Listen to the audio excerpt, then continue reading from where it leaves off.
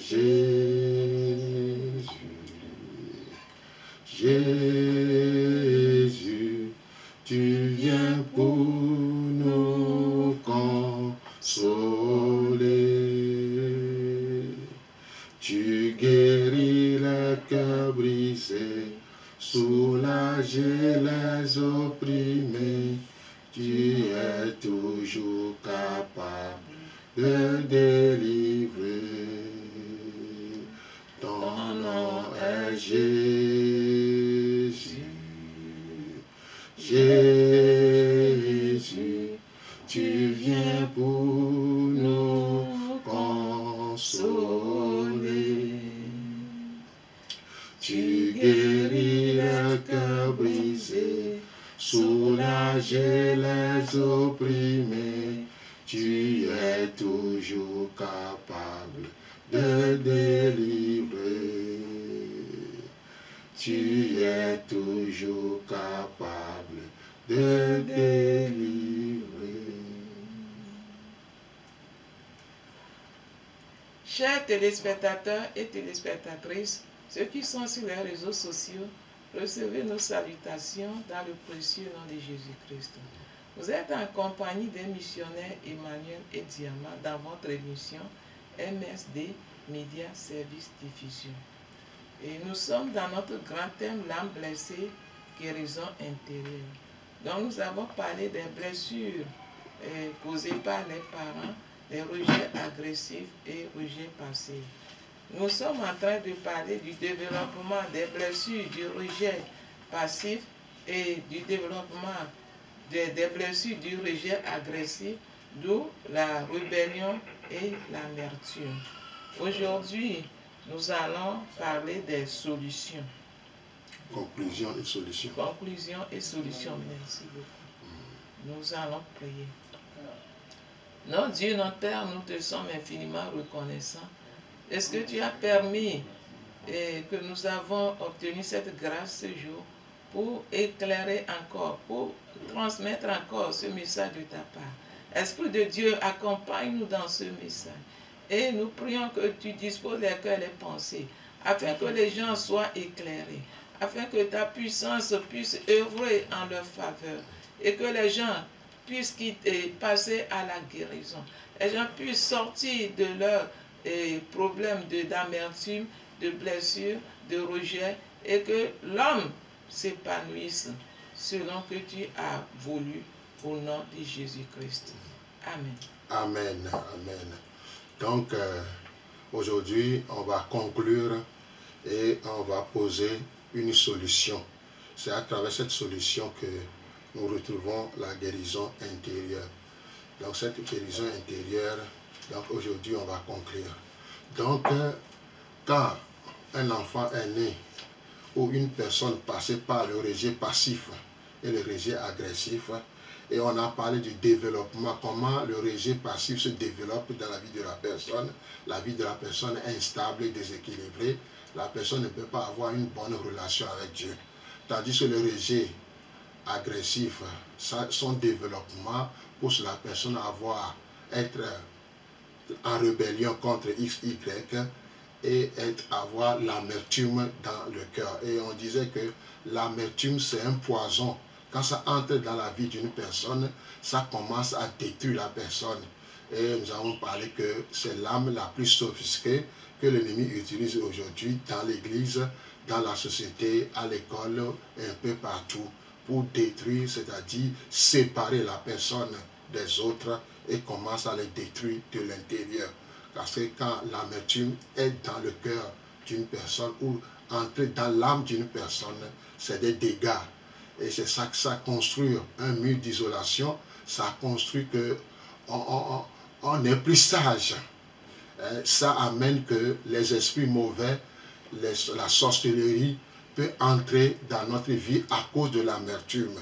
L'amertume amène Satan et ses démons à se loger dans ton âme, à se loger dans ta vie et te pousse à faire du mal d'abord en toi-même et aux autres. Donc ce n'est pas une bonne chose. Donc aujourd'hui, on va parler de ce qui se passe en conclusion.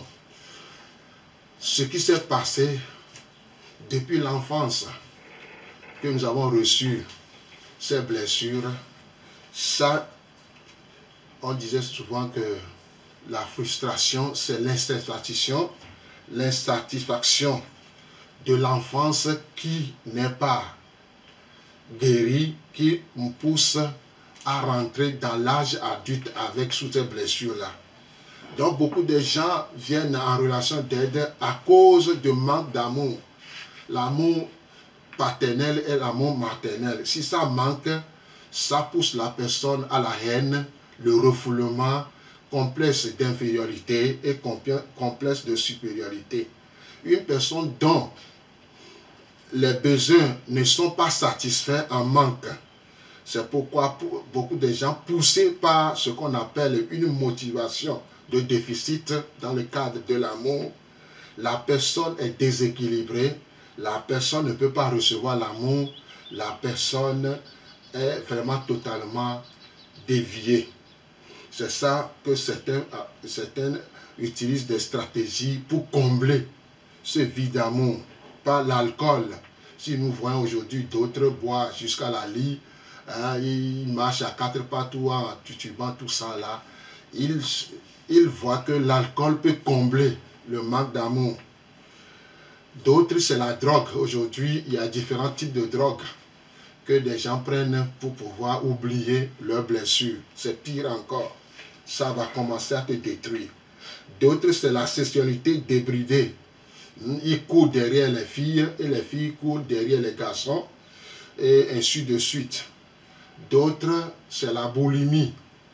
Quand on parle de boulimie, c'est excès de nourriture. Comme dans son enfance, il n'a pas bien mangé, hein, on l'a vraiment eu. Donc quand il devient grand, il commence à bien manger. J'ai connu des gens comme ça, quand ils travaillent, ils disent aujourd'hui, j'ai de l'argent. Je dois manger, boire et manger. Hein, on ne sait pas si demain je vais mourir. Comme quelqu'un a dit que, un an d'âge, il disait que mangeons et buvons car demain nous mourrons. Donc ce sont des choses que des gens cherchent à remplacer ce manque d'amour. D'autres, c'est l'excès de travail. Ils travaillent comme des catapillars. Hein? Si par hasard il est tombé malade, hein, il est vraiment un problème. Il y a beaucoup de choses qu'on cherche à remplacer ceci. Comme dans l'enfance, on n'est pas satisfait, hein, ça nous suit à l'âge adulte. Et c'est pourquoi dans l'enfance, l'enfant se fâche vite. Et si par hasard, toi aussi, tu te fâches vite, tu es encore dans l'enfance et tu as créé des problèmes dans son âme. Donc, en conclusion, le rejet passif et le rejet agressif, c'est le déséquilibre, c'est l'instabilité. Et dans la société, ça ne fait pas bon vivre. C'est pourquoi aujourd'hui, on voit dans nos églises différents types de personnes. Hein, le pasteur ou le responsable spirituel aussi se chauffe. Comme il n'est pas guéri, tant pis pour vous. Et dans l'église est divisée. D'autres sont pour le pasteur, d'autres sont contre le pasteur. Et dans les rues, on a aussi des problèmes. Hein, aujourd'hui, beaucoup de gens sont aigris. Quand on circule en moto, ça montre que dans la maison ou dans son cœur, ça chauffe. Oui, merci beaucoup. Et effectivement, quand nous parlons de rejet, des blessures et de rejet passif, ça a aussi ses conséquences. Ça a aussi ses conséquences beaucoup, parce que lorsqu'on passe on vit cette blessure, on est toujours, on se retire, on est souvent dans son jardin secret et on ne fait que penser à des choses toujours négatives et qui n'aident pas. Mais lorsqu'on parle également de rejet, des blessures, le développement des blessures, du rejet agressif et la rébellion, c'est ça, la personne voit toujours dans l'autre, le mal est toujours dans l'autre. C'est l'autre qui est toujours le problème. Et elle ne sait pas que c'est elle-même qui est le problème, parce qu'elle attend que l'autre soit toujours accusé. Elle accuse beaucoup les gens elle accuse son entourage. Quand il y a problème, c'est l'autre. Alors que c'est plutôt sa blessure ou bien sa rébellion qui pousse à blesser. Elle blesse plutôt les autres par ses actes, ses comportements, ses dits, ses paroles. Hein? Malheureusement, elle pense que c'est les autres. Et elle nourrit l'amertume. Cette amertume, c'est le ressentiment. Elle a toujours des ressentiments, et elle est remplie d'amertume. Cette amertume devient des flèches qu'elle lance autour d'elle-même. Et c'est difficile de bien collaborer. C'est difficile pour elle de comprendre les autres parce qu'elle est centrée sur elle-même et elle pense que c'est elle qui connaît tout et elle pense que ce qu'elle fait est juste. Elle n'est pas redevable. Elle n'aime pas être redevable aux autres. Elle n'est pas prête pour qu'on lui fasse des remarques ou bien on lui rappelle des choses. Non, elle n'est pas ouverte pour ça. Donc chaque fois, elle ne fait que penser à la vengeance. Comment faire pour se venger? Et elle est toujours sur cette défensive. Et c'est très dangereux pour la société. C'est dangereux pour ses relations. C'est vraiment compliqué. Les gens n'arrivent pas à collaborer bien avec cette personne.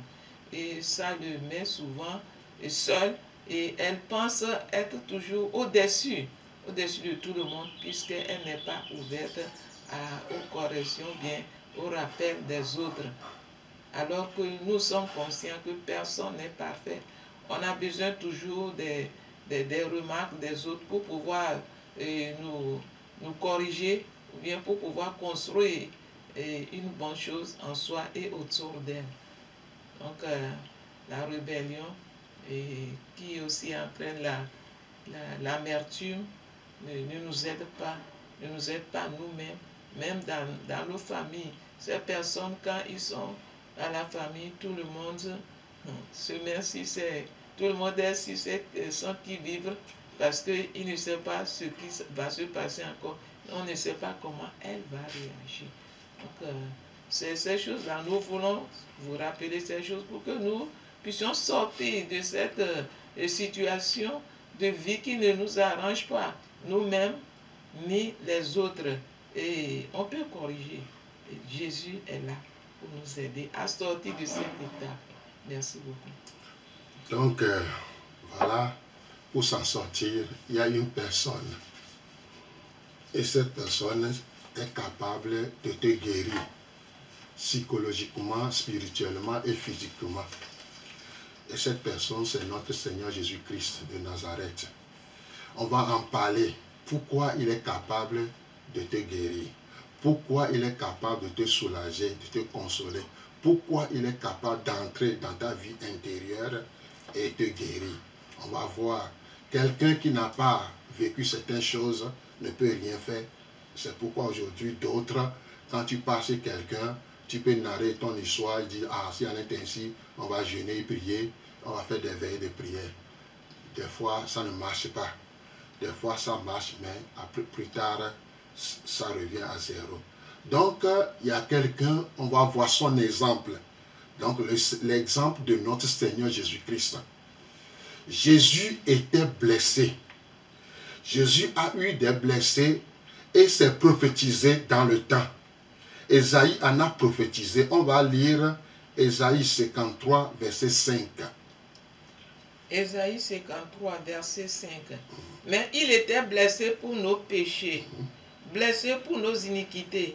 Le châtiment qui nous donne la paix est tombé sur lui.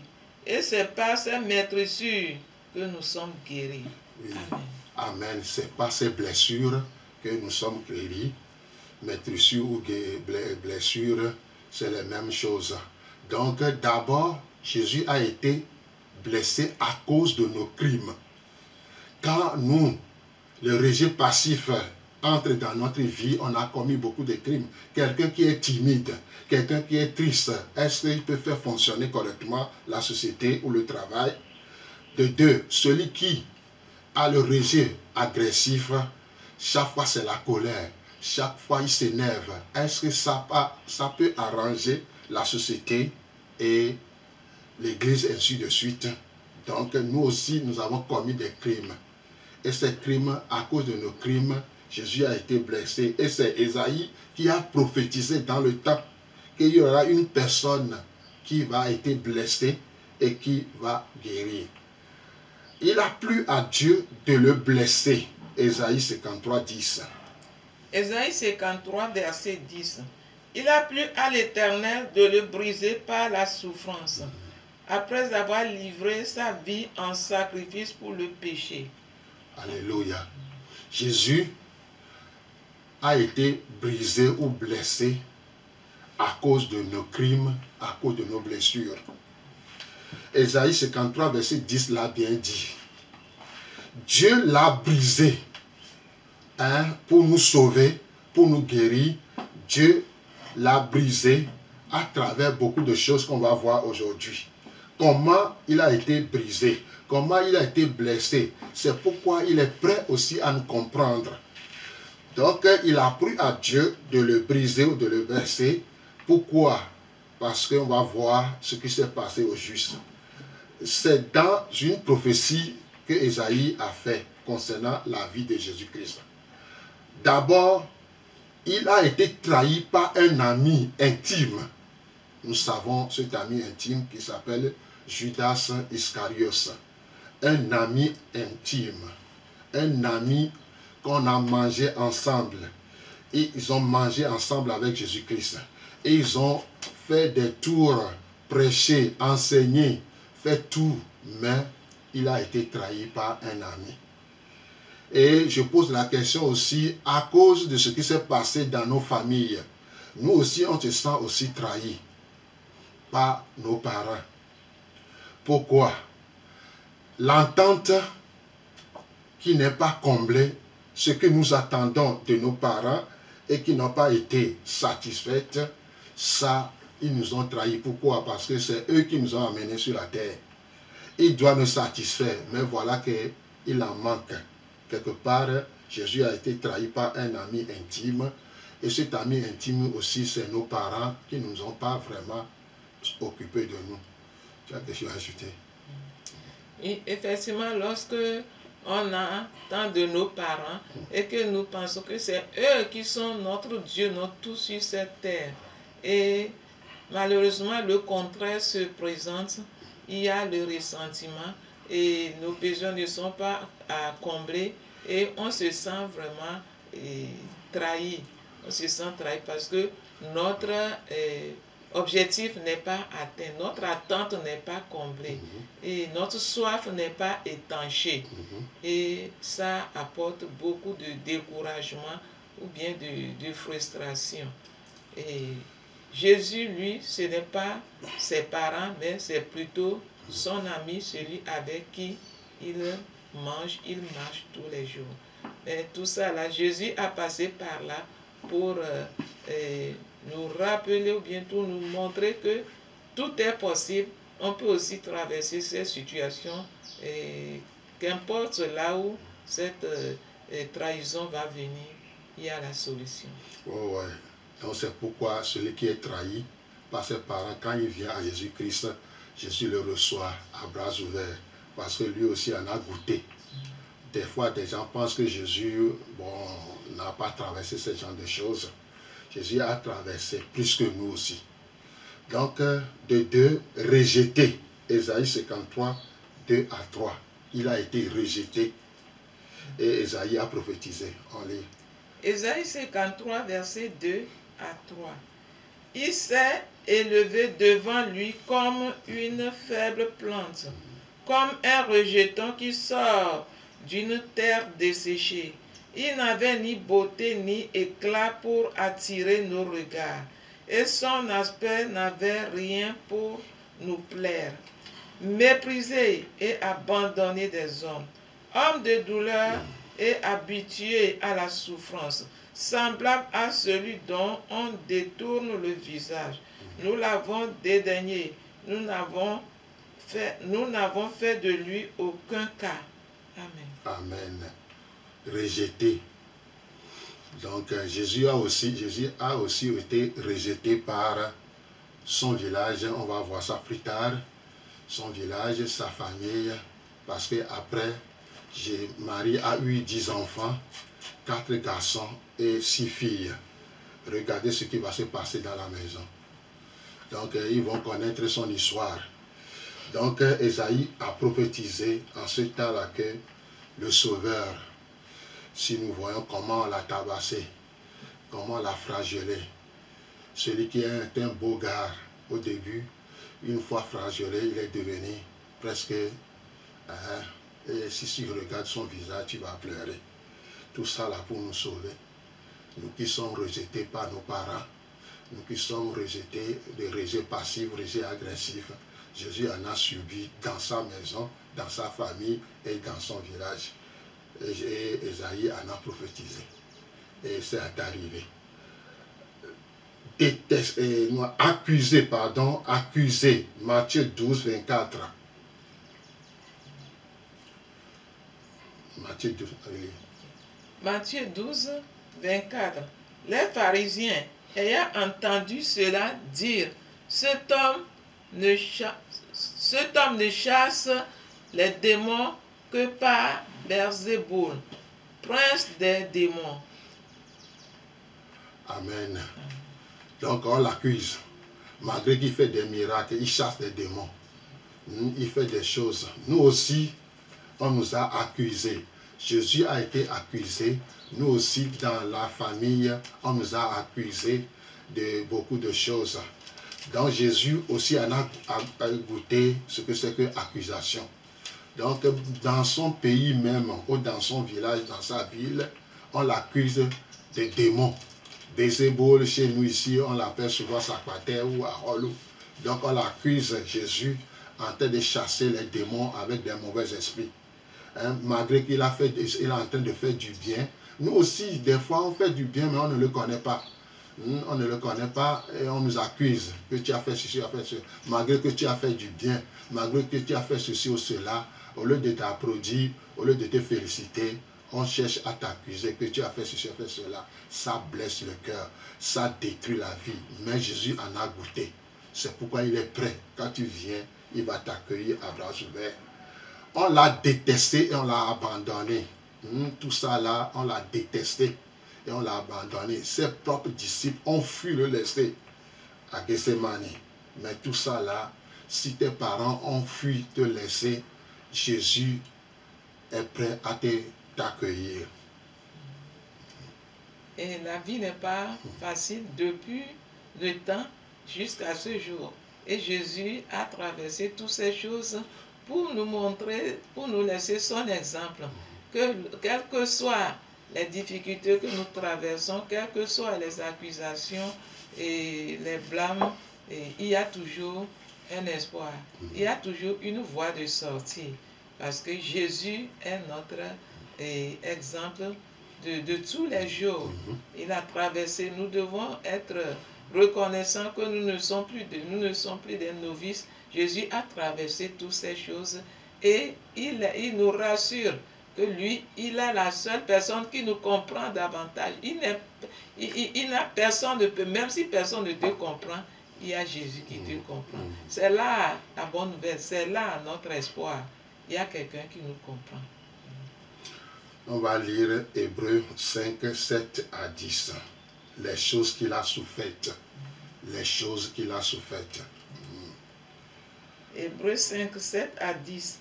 C'est lui qui, dans les jours de sa chair, ayant présenté avec de grands cris et avec larmes des prières et des supplications à celui qui pouvait le sauver de la mort, et ayant été exaucé à cause de sa piété, a appris,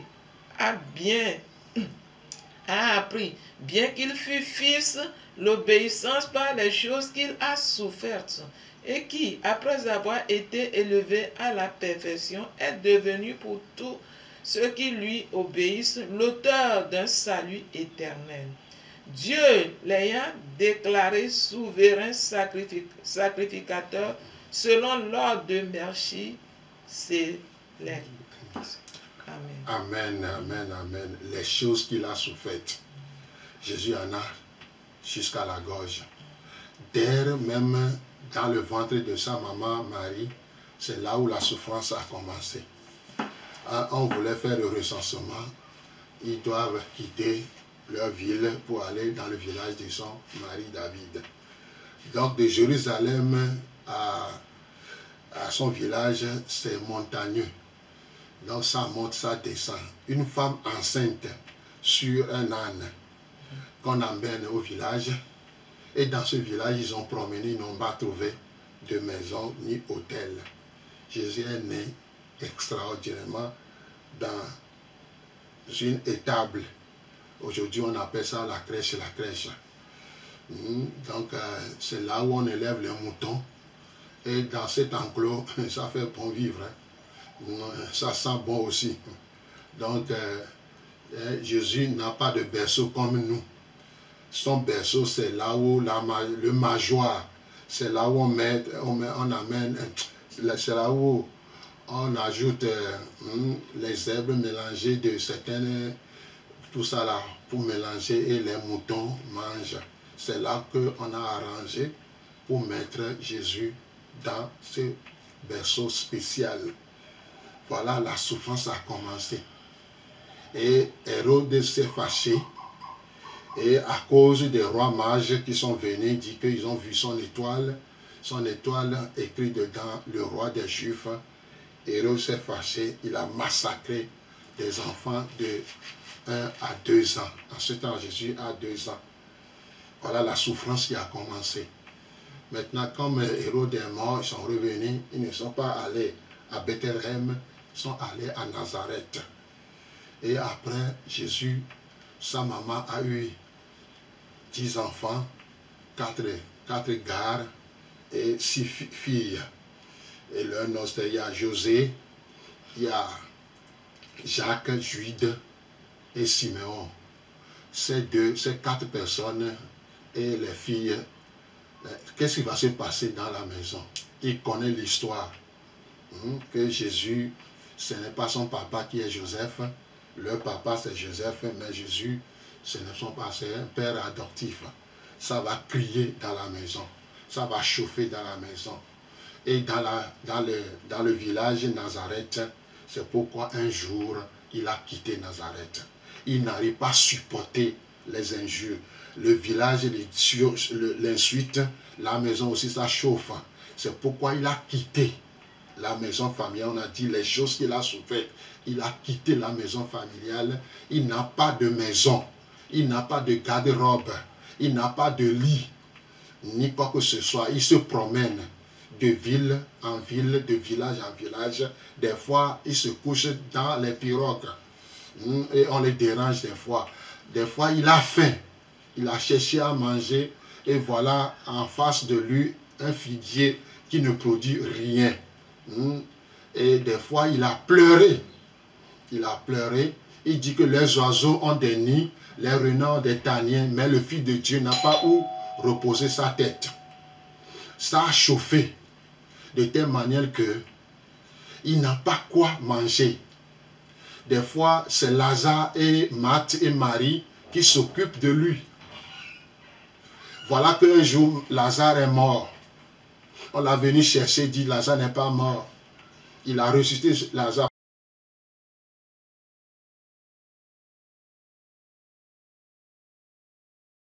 Lui donne à manger. Et c'est des femmes qui lui donnent des vêtements. Marie de Magdala, en lui, elle a chassé, Jésus a chassé 7 démons dans sa vie. Et elle est riche, elle est immensement riche. C'est pourquoi de temps en temps, c'est lui qui amène des robes spéciales pour Jésus. Il n'a pas de garde-robe, ni quoi que ce soit. Il se promène, il souffre. Il a souffert beaucoup de choses. Lui qui est Dieu Tout-Puissant, lui qui est venu en chair et en os pour sauver, il n'a pas de maison. Nous, on est né, on nous a mis dans un berceau. D'autres, c'est des berceaux qui chantent, des berceaux spéciaux. Lui n'a rien. Il est né dans la souffrance. Et les insultes qui pleuvent de gauche à droite. Un jour, on l'a dit, toi là, tu n'as même pas cet âge, tu dis qu'avant qu'Abraham me fût, je suis. On l'a insulté, on a dit des bêtises. On ne lui a pas laissé le temps. Il a chassé les démons, on lui colle qu'il chasse les esprits mauvais et qu'il chasse les esprits mauvais par des démons. Il a multiplié des pains et des poissons, des gens en ont mangé. Toutes ces personnes sont contre lui. Il se promène, il n'a pas où se poser la tête. Jésus en a souffert jusqu'à la gorge, mais il n'a pas cédé.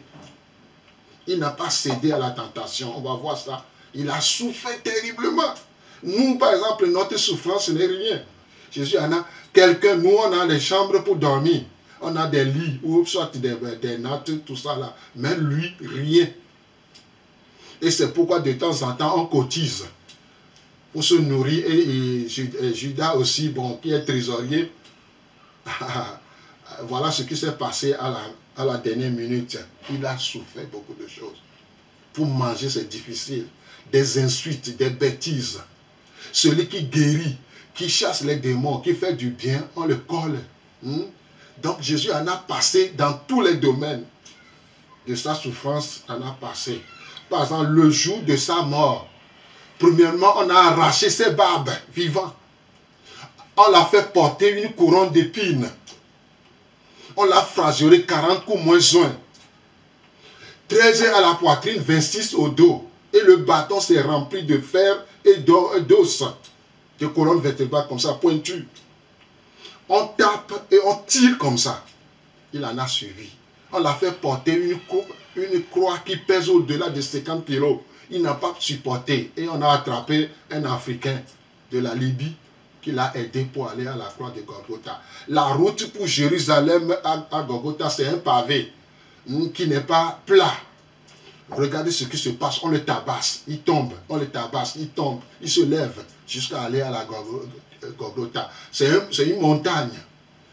Quelqu'un qui est faible, ensanglanté, le sang coule, la couronne d'épines a cassé son os cervical, entré dans le cerveau, et c'est l'eau jaune et le sang qui coule.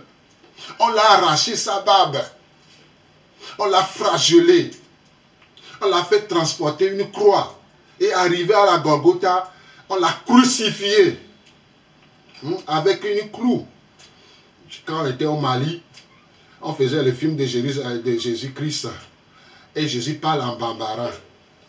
Et le jour que les bourreaux ont attrapé Jésus, l'a posé sur la croix avec les clous là, quand la femme a vu ça, elle est tombée à l'envers. Son enfant a sauté, on l'a attrapé. Elle est restée dans le coma, je ne sais pas si c'était dans le coma, pendant 30 minutes. Elle est revenue et dit, est-ce que c'est réel ce qui s'est passé? Elle dit, réel. Et c'est là où elle s'est convertie automatiquement.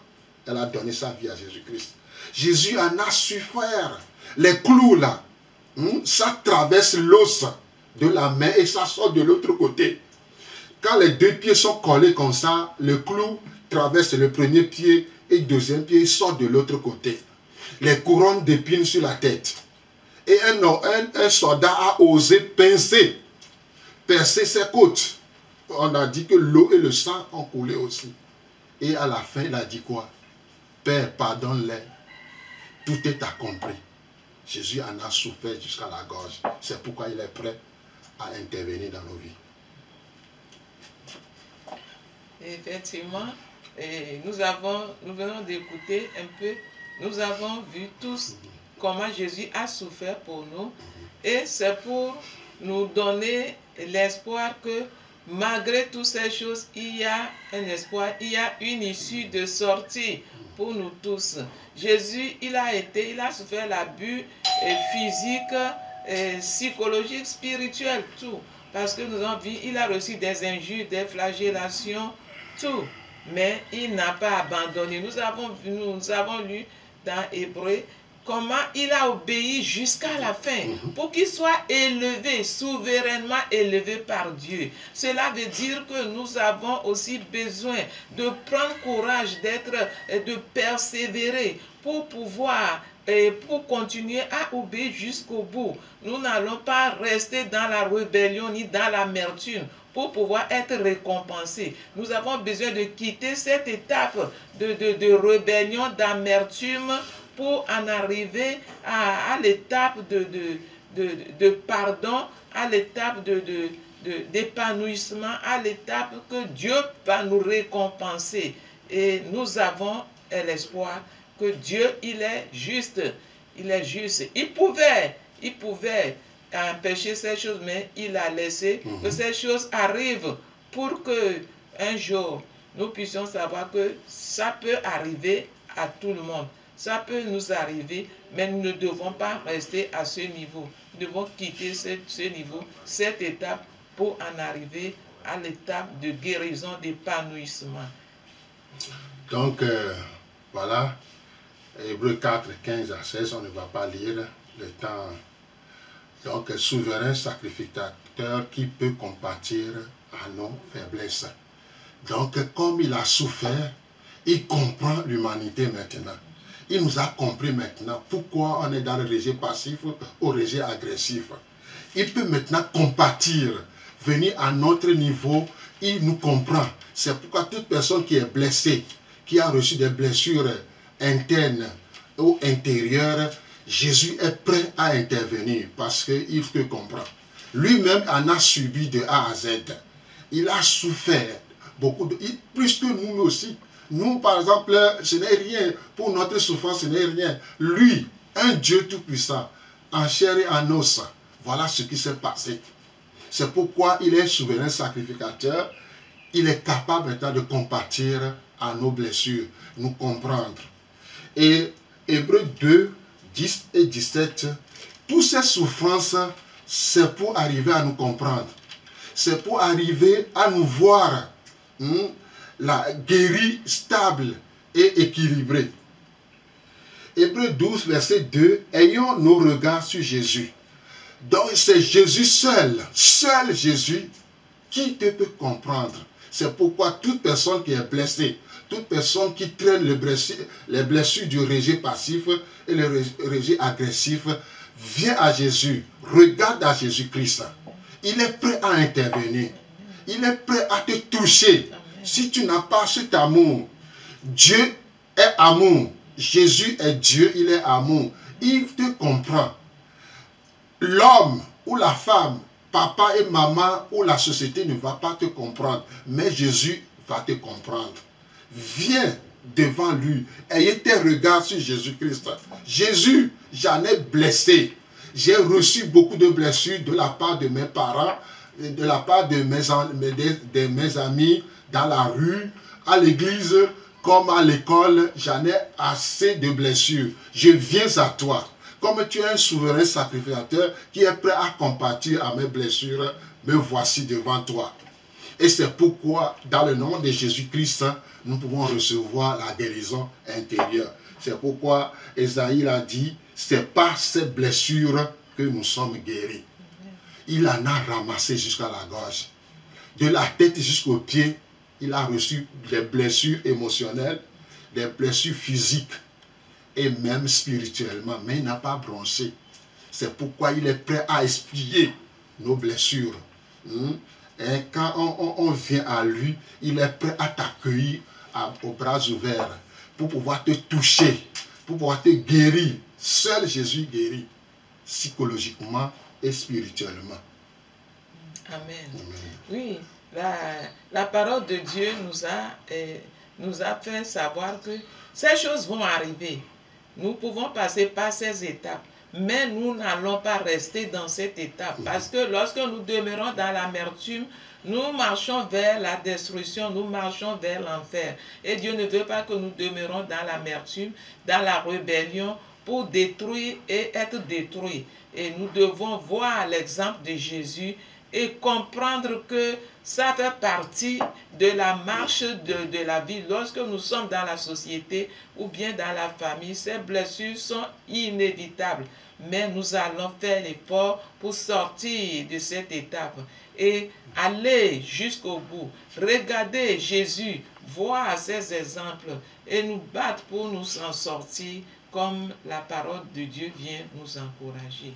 Et le but de notre enseignement, c'est de sortir, de quitter l'étape de la rébellion, l'amertume, pour en arriver à la guérison, à la restauration, à l'épanouissement, pour que nous puissions aussi aider ou bien conseiller certaines personnes qui traversent la même situation et qu'ensemble nous puissions marcher vers la guérison, l'épanouissement et la paix de Dieu. Oh, donc, vous avez compris quelque chose. La solution, c'est Jésus. La guérison intérieure, c'est Jésus-Christ. Pourquoi il en a subi l'atrocité humaine? Il a été ensanglanté, couronné d'épines. Même sa naissance, c'est douloureux. Quelqu'un qui est né dans une étable, c'est pas joli. Mais il est sorti. Et c'est pourquoi quand tu es à côté de lui et que tu commences à confesser, à demander pardon, Dieu, par sa guérison, il a un baume qu'on appelle le baume de Galade. Ça va descendre dans ton cœur et ça va commencer à te guérir intérieurement et de l'intérieur, ça jaillit sur l'extérieur. Et tu vas commencer à être équilibré et stable dans la vie. Donc, nous voici à la fin de la solution. Prochainement, on va voir comment on va faire pour s'en sortir. Donc, nous sommes presque à la fin. Merci beaucoup, merci beaucoup. Et la guérison commence par lorsqu'on prend conscience de son état.